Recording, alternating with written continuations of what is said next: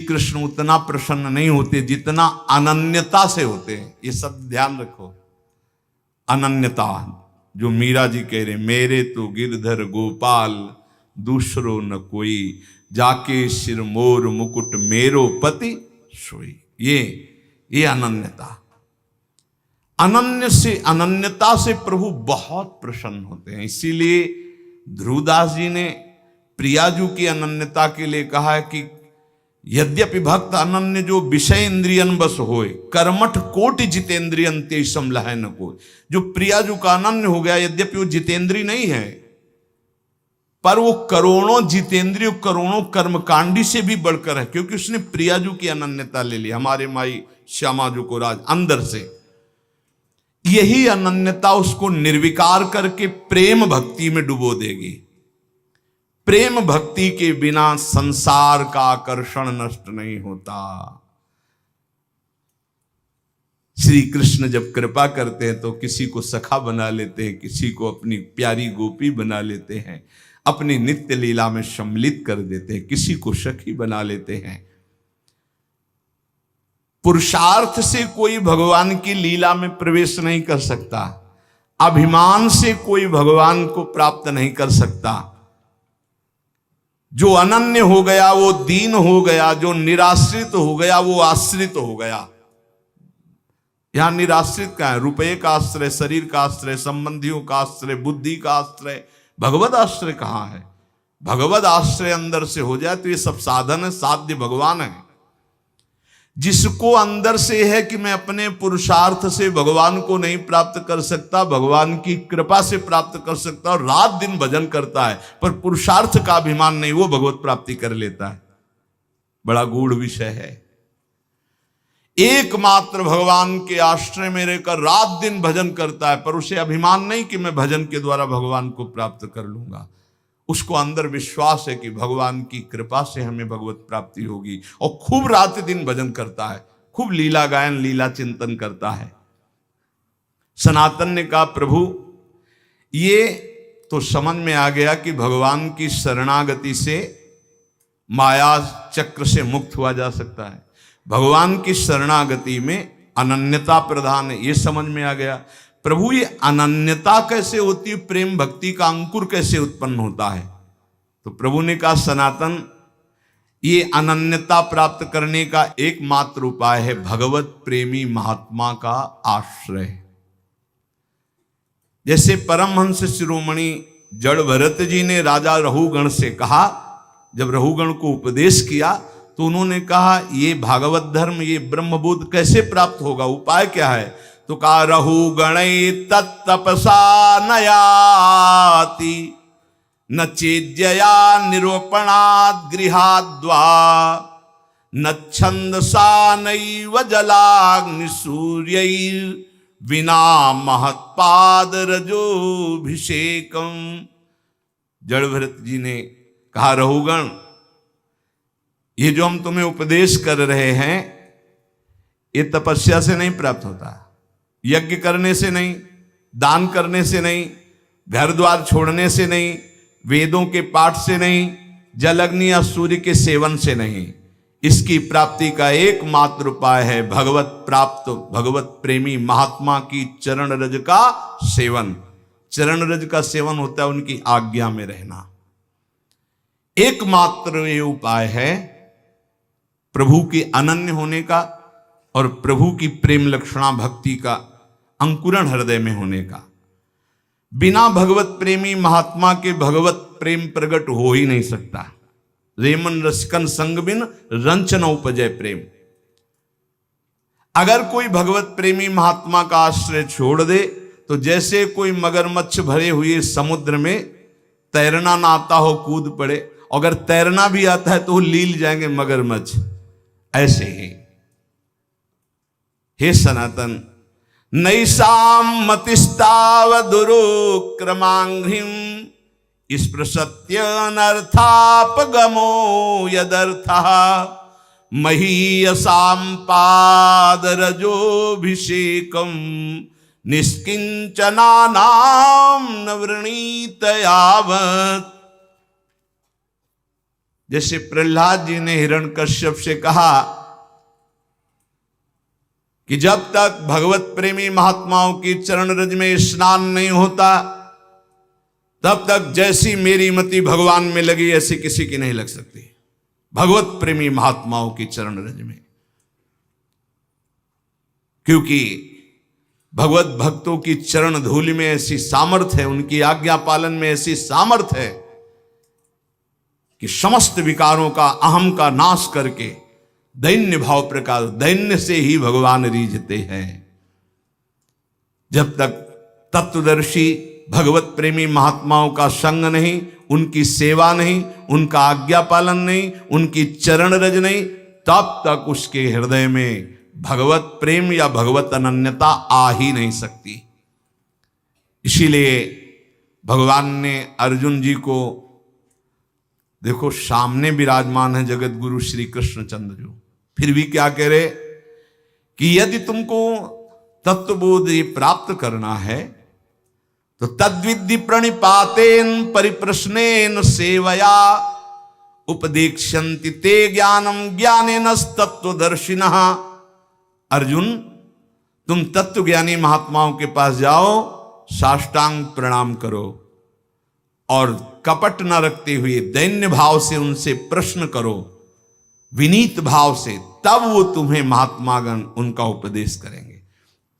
तद्विद्धि प्रणिपातेन प्रश्नेन सेवा, साष्टांग दंडवत दैन्य होकर प्रश्न और उसका मनन, जैसे उत्तर हुआ उसका मनन किया तो फिर भगवान इसका कैसे हो सकता है, ऐसे प्रश्न होता है। भाई देखो, हम बता रहे कि ज्ञानी और अज्ञानी, महात्मा दुरात्मा, ये केवल शब्दों का एक श्री कृष्ण सारे जगत में छाए हुए है। ये तुम जान लो तो तुम ज्ञानी हो जाओगे, और जब तुम ज्ञानी हो जाओगे तो कोई अज्ञानी दिखेगा नहीं, और जब तक तुम अज्ञानी रहोगे तब तक कोई ज्ञानी दिखेगा ही नहीं। पापी को सब पापी नजर आते हैं, राम भक्त को सब राम नजर आते हैं, श्याम भक्त को सब श्याम नजर आते हैं, काम भक्त को सब कामी नजर आते हैं, ज्ञानी को सब ज्ञानी नजर आते हैं, अज्ञानी को सब अज्ञानी। दृष्टि जैसी वैसी सृष्टि, जाकी रही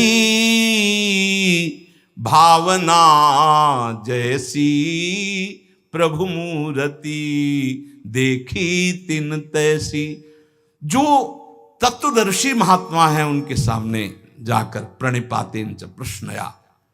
एक बार महाराज विदेहराज जनक जी ने जब नौ योगेश्वरों से प्रश्न किया कर्म के विषय में, बोले यही प्रश्न हमने सनकादि से किया था, पर वो मौन रहे, उत्तर क्यों नहीं दिया? तो उनका इसलिए नहीं दिया कि आप उस समय अनाधिकारी थे, उस समय आप अनाधिकारी थे इसलिए वो मौन थे। मौन का मतलब अज्ञान नहीं है कि वो उत्तर देने की सामर्थ्य नहीं, आप अधिकारी नहीं इसलिए चुप है। तो हे सनातन, संतों के पास जाकर के दैन्य भाव से उन्हें सबसे बड़ा देवता मानते हुए कि साक्षात प्रभु है, फिर उनके चरणों में बैठकर दैन्यता से प्रश्न करे, तब जो वो बोलते हैं उसका मनन करे, तो उसके हृदय में भगवान की अनन्यता आ जाएगी, प्रेम का मार्ग खुल जाएगा। बहुत बातों में क्या तुम्हें सार बात बताता हूं कि प्राणी मात्र का परम पुरुषार्थ है भगवत प्रेमी महात्मा के संग से श्री कृष्ण के नाम रूप लीला धाम में रंग जाना। परम आराध्य प्रभु वृंदावन चंद्र ये पुरुषार्थ को नहीं देखते हैं, ये अपने आश्रय और अनन्यता को देखते हैं। ये बड़ी तसल्ली वाली बात है। ये पुरुषार्थ नहीं देखते तुम कितने बड़े तपस्वी हो, कितने, ये मेरा है बस। अवगुण करे समुद्र सम प्रियाजू का स्वभाव, गणत ना अपनो जा, ये मेरा है। अनन्य भाव जो संसार के संबंधों से आंतरिक मुख मोड़कर पतित पावन प्रभु की आराधना करता है, वो इस संसार समुद्र से मुक्त हो जाता है। सर्व शास्त्रों को मथ करके ये तुम्हें सार बात बता रहे हैं। क्या? आराध्यो भगवान ब्रजेस्तनयस्तद्धाम वृंदावनम रम्या काचिदुपासना ब्रजवधूर वर्गेण या कल्पिता। श्रीमद्भागवतम प्रमाणममलम प्रेमा पुमार्थो महान श्री चैतन्य महाप्रभुर मतमिदम तत्राग्रहो ना परा। महाप्रभु चैतन्य देव कहते हैं समस्त शास्त्रों का, समस्त संतों का सार मत हम तुम्हें बता रहे हैं। बढ़ता ही चला गया नाम, और नाम ने फिर जीवन में निष्ठा पैदा कर दी। ये निष्ठा का मतलब होता प्राण निकल जाए तो ही नाम स्फुरण बंद हो, अन्यथा नाम स्फुरण बंद नहीं हो सकता। चाहे काटना शुरू कर दो, वो नाम स्फुरण, इसे निष्ठा कहते हैं। श्री हरिदास जी का जन्म बंगाल यशोहर जिले के अंतर्गत बुड़न नाम के ग्राम में हुआ था। ये जाति के यवन थे, मुसलमान थे। बाल्याकाल में बड़ी विचित्र लीला हुई। इनके माता पिता पधार गए। जब माता पिता जिस बालक के नहीं होते तो कोई उसे प्यार कौन करे। और जैसे गोस्वामी जी, तुलसीदास जी की बाल्यावस्था, जिसके द्वार पर खड़े होते तो दबका के भगा देते बालक हरिदास।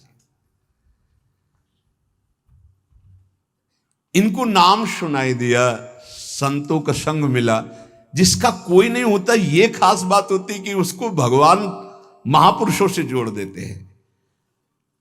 अब इनको जब नाम सुनने को मिला, कोई पूर्व जन्म का ऐसा पुण्य होगा, भगवान की ऐसी कृपा होगी, या भगवान ऐसा स्थिति देखकर दयालुता से, यद्यपि भगवान नाम जपने का कहीं किंचन मात्र कोई संस्कार ही नहीं था, ऐसे कुल में प्रकट हुए थे, यवन कुल में। पर यस्याहम अनुग्रहणामि हरिष्ये तद्धनम सनई, भगवान ने एक वचन कहा युधिष्ठिर जी से, जिस पर मैं विशेष कृपा करता हूं उसका जहां जहां अपनापन होता सब खींच लेता हूं। जन्म से माता पिता गए, बचपन से कोई प्यार करने वाला नहीं, खाने पीने तक की व्यवस्था नहीं, तो संत जन मिल गए वहां उनको। वो नाम कीर्तन करके आनंदित हो रहे थे, तो इनको भी एक नशा चढ़ा नाम का। धीरे धीरे उनके हृदय में नाम बढ़ने लगा। बड़ी कृपा जो इनका नाम जप में प्रीति हो गई। अब इनके पास अपना कहलाने वाला ना कोई व्यक्ति था, और ना अपनी कहलाने वाली कोई जमीन या वस्तु थी। थोड़ा बड़े हुए तो घरों के सामने ऐसे मांग लेते, भूख लगी कुछ दे दो, तो कोई रोटी दो रोटी दे देता, बस पा लेते। गांव के बाहर वृक्ष के नीचे बैठकर बस कृष्ण कृष्ण की रट लगा देते। 24 घंटे में एक बार मांग लेते, जो मिल जाता खा लेते, खूब नाम जप करते। अब ये घर छोड़कर बेनापुल नाम के घोर निर्जन वन में एक फूस की कुटी बनाकर अकेले रहते। अखंड ब्रह्मचारी, भिक्षावृत्ति, और बस नाम का निरंतर गान जप, ऐसे जोर जोर से नाम का कीर्तन करते हुए जब ऐसा तेज प्रकट हुआ कि जो देखे इनको लुभायमान हो जाए। ब्रह्मचर्य में बड़ा तेज होता है। अगर शरीर रोग ग्रसित ना हो और संयम से चल रहा है, तो लाखों करोड़ों के बीच में उसका अलग चेहरा दिखाई देगा कि ये अलग है। ब्रह्मचारी का पहचान होती, वो चिकनाहट से नहीं होती पहचान। चिकनाहट तो अभक्ष पदार्थ खाने वालों के भी चेहरे में होती है। उसका तेज, उसके नेत्र, उसकी वाणी, उसका आकर्षण, लाखों में अकेला वो नजर आएगा। आजकल के 13-14 वर्ष के नए नए बच्चे ऐसे गंदी वासनाओं के शिकार हो रहे हैं, बड़ा हृदय पीड़ित होता है। छोटे छोटे बच्चों को गलत शिक्षाएं बच्चों से मिल गई या मोबाइल से मिल गई, सर्वस्व नाश कर रहे। जिस समय लावण्य प्रकाशित होने की नव किशोर अवस्था, उसी समय नष्ट हो जाते हैं। जो देखता ठाकुर हरिदास जी को प्रभावित हो जाता। क्या दे दूं, ऐसा लगता क्या दे दूं, कैसे हमसे बात करें, ये हमारी तरफ हेर ले, नेत्र नीचे, बस नाम चल रहा है। जब भिक्षा के लिए जाते तो प्रभावित होकर लोग, एक समय था कि दबका देते, एक समय था मांगने से एक आध रोटी, लोग हाथ जोड़े खड़े रहते, हमसे ले, हमारे पास बैठ के पालो। पर इनका भगवान नाम चल रहा है, ना बोलना किसी से, ना नाम का तार टूटना, बस धीरे धीरे निरंतर नाम उच्चारण करते रहना। भगवान नाम का इतना प्रभाव पड़ा कि जहां वो बैठ जाते वो स्थान पवित्र हो जाता, वहां लोगों को शांति मिलने लगती। ये प्रभाव होता है।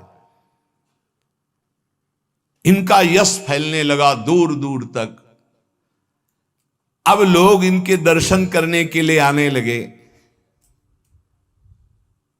तो जब लाखों की श्रद्धा होती तो 10-5 ऐसे दुष्ट स्वभाव के होते हैं कि उनको ईर्ष्या होती, जलन होती है, अपने आप होती। महापुरुषों से उनको जलन होती है। वो भगवान की लीला होती है। क्या लीला होती है? डंडे में ही झंडा फहराया जाता है। तो ये जो दुष्ट लोग ईर्ष्या करके भक्त को सताते हैं, ये डंडे का काम करते हैं, उनका यश फहराते हैं। जो दुष्ट और ईर्ष्यालु लोग हैं उनको असह्य हो गया यश। लाखों लोग जब हरिदास जी के दर्शन के लिए हो, तो उसमें से ऐसे भी लोग थे जिनके भारी ईर्ष्या पैदा हुई, कैसे इनको नष्ट किया जाए। ये ऐसे होते हैं ईर्ष्यालु। पूज्य उड़िया बाबा का जब वृंदावन में यश प्रकट हुआ तो कुछ लोगों ने चंदा इकट्ठा करके बाबा की बीच सत्संग में नाक काटने के लिए आदमी तय किया। वो आदमी चाकू छुपा के गया प्रणाम करने की मुद्रा, और ऐसे जीव तो वहां उनके पार्षद जो मोरछली डरा रहे थे बहुत सावधान, तत्काल पकड़ते पकड़ते चावल भर नाक में चाकू चली गई। बाबा उनको तत्काल एकांत लय गुफा में ले गए और कहा, भैया हमने कभी कोई कटु वचन आपको कहा क्या? तो रो पड़ा। बोले, बाबा पैसे में, गरीब आदमी हूं मैं, पैसे में बिक गया। मुझे अमुक ने इतने रुपए दिए हैं और कहा इसके बाद इतने रुपए और देंगे। मैं हाथरस का हूं, मैं गरीब आदमी हूं, केवल पैसे के लिए काम। मैं आपको नहीं जानता था पर हमसे कहा गया कि जाइए और ऐसा कर। बाबा मुझसे बहुत गलती। बाबा ने कहा कोई बात नहीं है, कुछ पैसे अपनी तरफ से दिलाए और कहा हाथरस की गाड़ी में बैठाल के आओ। अपने जनों से कहा कसम हमारी है अगर इसको एक शब्द भी कहो, तो सम्मान पूर्वक उसे हाथरस सुरक्षित भिजवा दिया। अकारण द्वेष मानने वाले पैदा हो जाते हैं जब किसी का यश होता है। कैसे इनका यश नष्ट हो? ये ईर्ष्यालु एक रामचंद्र खां नाम के बड़े जमींदार थे। यार हमारे पास तो जमीन रुपया पैसा, कोई नमस्कार नहीं करता है। 2 रोटी मांग के खाने वाला, नाम जपा, इसको जिसको देखो प्रणाम करता चल। ये लगता है लगे कौन भाई? बोले बाबा जी। बाबा जी मतलब बाबा जी, तो एक लगता है क्या है, मतलब बाबा जी क्या है? उसको लगा मैं जमींदार हूं, रुपया है, पैसा है, हमें तो कोई नमस्कार नहीं करता है। इसको जो देखो नमस्कार कर रहा है, कैसे इसका यश नष्ट करूं? तो पहला बाण होता है कामिनी। जब कभी किसी को नीचा दिखाना होता है, ऐसा होता है। जब कभी किसी का यश होता है तो विविध प्रकार की माया के पार्षद अपना प्रयास करते हैं। तो उसने विचार किया कि इसका कैसे नाश किया जा सकता है, कैसे नीचा दिखाऊं, इसके बड़े हुए यश को कैसे मिट्टी में मिलाऊं। जमींदार तो था ही, पैसे थे ही। उसने विचार किया कि इनके पतन करने के लिए, इनका पतन भी करूं, उपहास भी करूं, दोनों बातें हो जाएंगी। उसने नवीन अवस्था की वैश्या 2 जो उसके परिचय में थी, उनमें से एक को देखा जो बहुत प्रवीण, बहुत सुंदर, बहुत चालबाज, चतुर। उसे कहा जितना रुपया चाहोगे उतना देंगे, बस इनकी कुटिया में जाओ, इनको पतित कर दो, फिर हम अल्लाह मचा देंगे और तुम हां बोल देना। वो पैसे में बिकने वाली उसको तो क्या, पर सीमी की चाप सके को ताशु, बड़ रखवार रमापति जाशु। जिसके बड़े रक्षक भगवान है उसको कौन पतित कर सकता है, नीचा दिखा सकता है? एक बार गदाधर भट्ट जी का बहुत बड़ा यश फैला हुआ था। जब वो सत्संग करते तो हजारों लाखों लोग सत्संग का आनंद लेते। तो उसमें एक कल्याण सिंह नाम के जमींदार धनी मानी आते थे। अब सत्संग में संयम की चर्चा होती, तो जब से सत्संग सुना उन्होंने अपनी पत्नी से बात नहीं किया। गृहस्थ धर्म का जो संयोग है उन्होंने बात ही नहीं किया।